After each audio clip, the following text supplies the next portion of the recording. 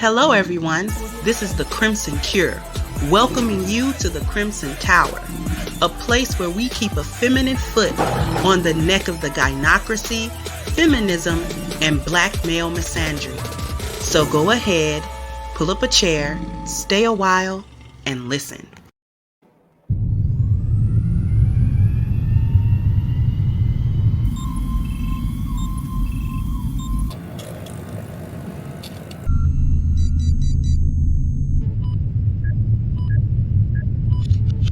Okay, we're downloading A Game's formula. 3, 2, 1.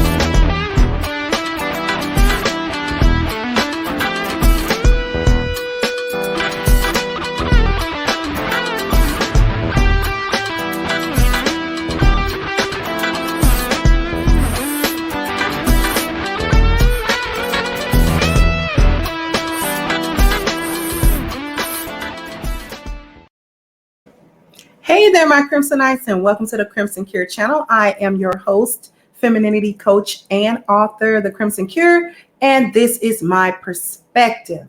So, what are we talking about today? Black men don't deserve relationship security. They don't. It's as simple as that. They don't. They don't deserve it.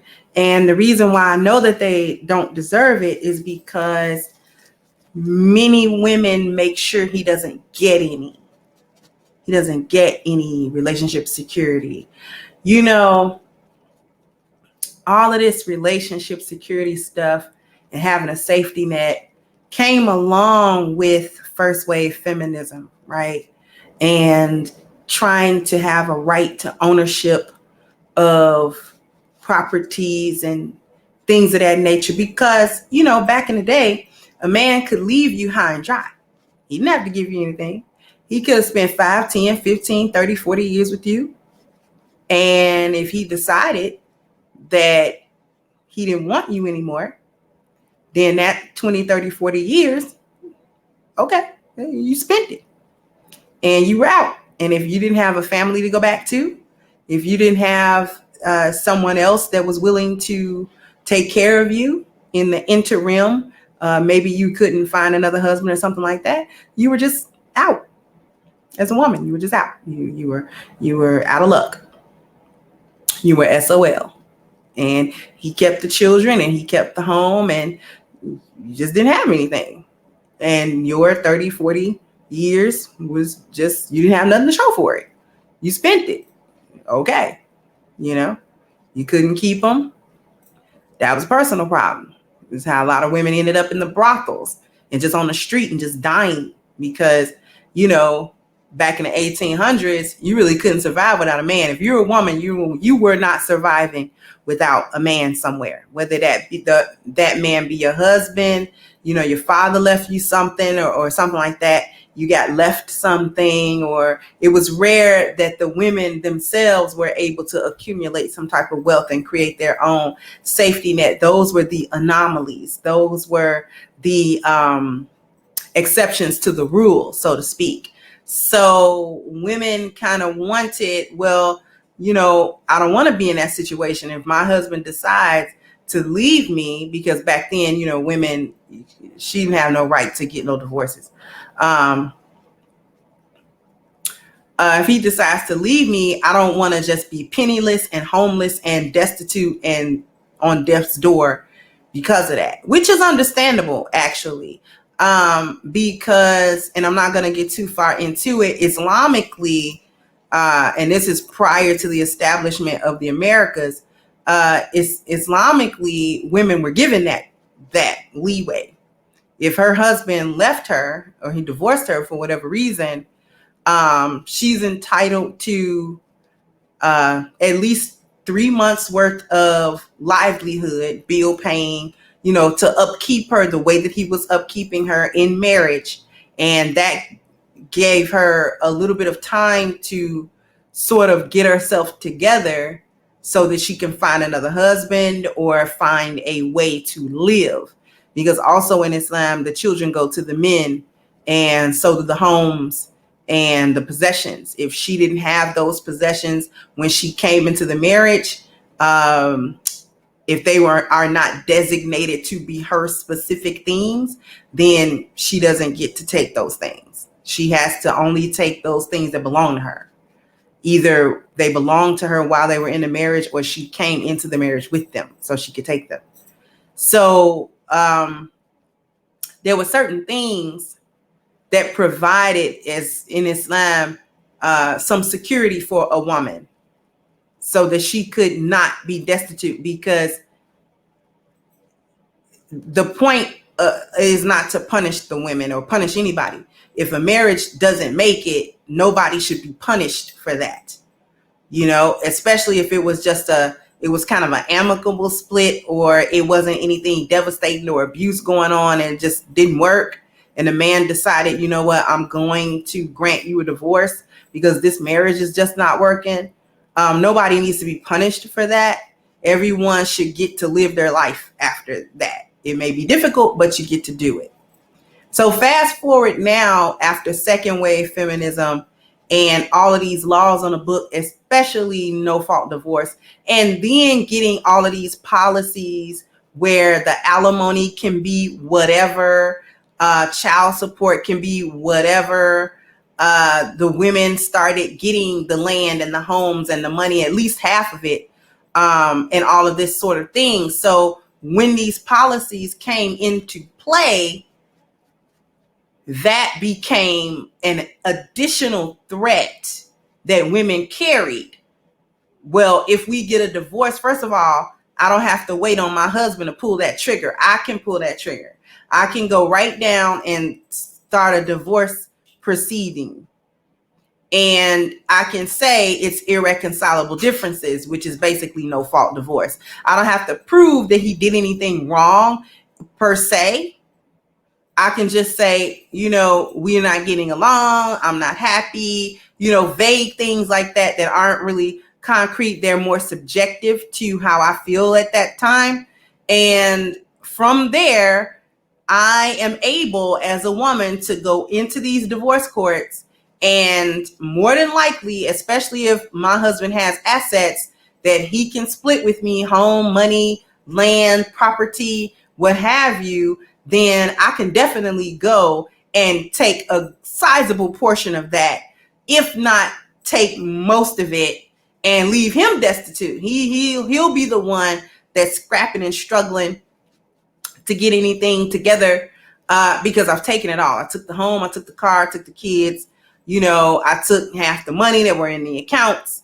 I took, in some cases, she's able to take some partnership in the business, or whatever. So there's a tremendous threat that goes along now with marriage when we think about what if the marriage fails.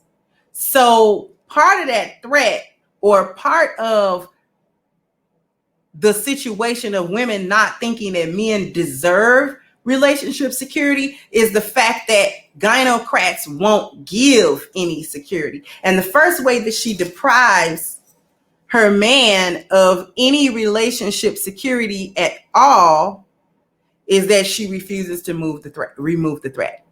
You refuse to remove the threat off of the table.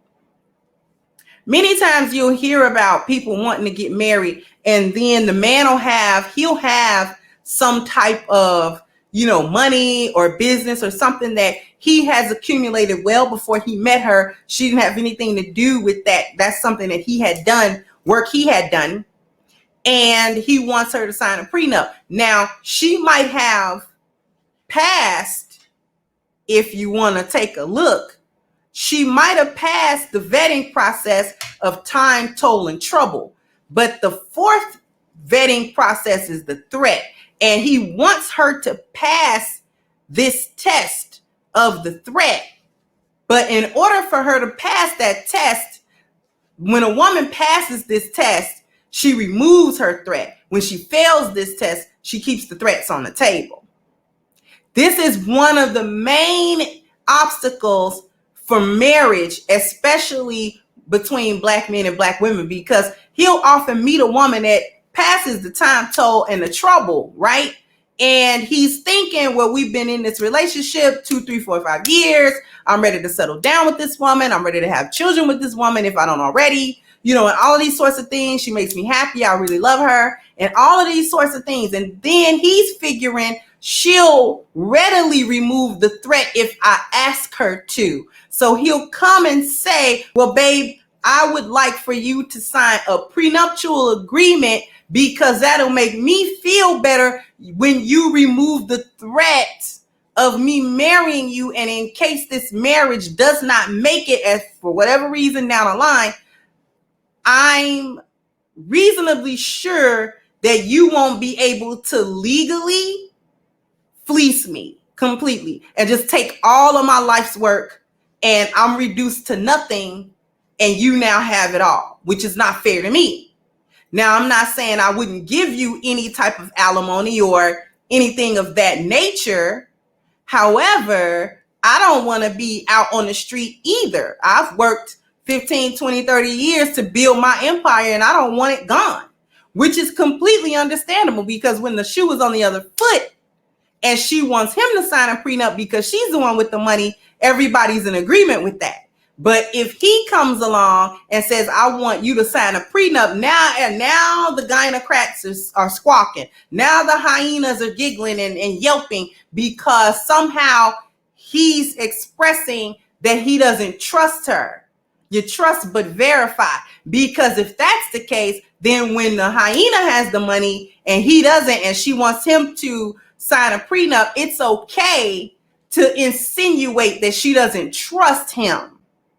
Like everybody was up in arms when Mary J. Blige's ex started suing her for money and this and that. Now, you could say, well, he being petty, about it. You could have said that, but no one says that. And when it's the woman that's doing that, no one has any smoke for these gynocrats when they not only refuse to remove the threat, but exercise the threat at some point because it was always near at hand. The threat was always on the table for her to use. You see what I'm saying? So that's the first way that you ensure that men don't deserve relationship security, because you make sure that you keep all of the threats on the table, right?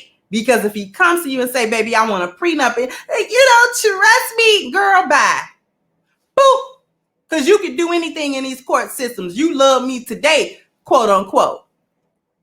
5 years from now, when you're not happy anymore and you go down to the courthouse and tell them you're not happy, then my whole life's work is in jeopardy. And I'm not having that. Boop, I'm not having that. So if you don't want to remove the threat, we just won't get married. And many relationships stop cold right there. And it goes downhill, actually, because even if he doesn't leave you, he's doing that, first of all, because he loves you, but he's not marrying you because there's too much of a threat involved with going ahead with that level of commitment with you. So basically, you doom the relationship when you pass time, toll, and trouble, but you can't take the threats off the table. That's when you doom your relationship. You think you're able to, and what you're doing is having the leverage, but really what you've done is trample all over the relationship, because now he realizes that you just committed relationship time card fraud because you're not willing to remove the threat, which means that you don't care about him as deeply as your mouth say that you care about him. So the next thing that this demonstrates, though, is that you don't trust the man that you're with. When you can't remove these threats off the table, when he's acting up with you, you're going to do this and do that. You're going to pull whatever card you've got, whatever card that the gynocracy is able to give you, that this feminist society we live in gives you. This is how you prove that you don't believe that Black men deserve relationship security, because this proves you don't trust them. When you don't take the threat off the table, you don't trust him. And what don't you trust? You don't trust him to give you these with consistency. You don't trust him to secure you. You don't trust the provision. You don't trust the problem solving. You don't trust the protection, and you don't trust the procreation. You don't trust these 4 P's that he'll be able to give you these on a consistent basis, which actually ties into something that I did before about looking for Black men to fail. You look for him to fail in this relationship. This is one reason why you keep those threats on the table, because if the bottom falls out of this thing, you're trying to make sure you're safe. You don't care if he falls and busts his head. History of the relationship, who cares? Right? Nobody cares. If the bottom falls out, you're not trying to hit the bottom. You're going to make him hit the bottom if that's what you got to do. Okay? Which goes into what I just said. You're looking for him to fail you in this relationship. You expect the worst of Black men. You expect him to do the worst thing. No matter what condition this man is in when you meet him, he could be in much better condition in life and place in life than you are, and you still expect his failure. You look for his failure. You don't even look for his success. Even when he chooses you, you allow yourself to be chosen by a man that you don't trust to secure you, that you don't trust to give you the 4 P's. You won't take the threat off of the table, and you looking for him to fail you somehow in this relationship. And so my question to the gynocrats is, why are you getting into the relationships with these men that you neither like nor trust? Because the reality is, you don't have a relationship without trust. If you can't trust the basic things from your partner, then you don't have a partner. You don't have a relationship. You just got somebody you screwing. That's all you got. And somebody you dropping illegitimate babies for, that you ain't got no business doing that either. So you're making a lot of goofy decisions with your womb, a lot of goofy decisions with your life, and then you will turn around and blame him like he did something wrong to you. When the reality is, you created the obstacle for the happiness and the eudaimonia and the fulfillment in the relationship by not removing the threat. That was the first thing that you did wrong, because you want to maintain leverage. You want to maintain control. You want to maintain the upper hand when really you lose the hand because you lose the relationship. How do you have the upper hand in a relationship that fails? What do you have the upper hand in? What did you win? Nothing. You didn't win anything. But a lot of your time wasted, but that was on you. Okay? Next thing, you'll ruin him if you have to. If this man got to end up homeless on the street just so you get the relationship security, that's what you're going to make him do. That's what you're going to make him do. I will ruin you. You fall, bust your head. I'm not going to bust my head at all. I'm not even going to break a toenail. Trust and believe. And the reason that I know I'm not going to do that is because I never removed the threat from you. I always had a loaded gun on the table. I always had one cocked at your temple. I always had that. And I wasn't going to let it go. And I just want you to be in a relationship with me with a gun in your head. Okay?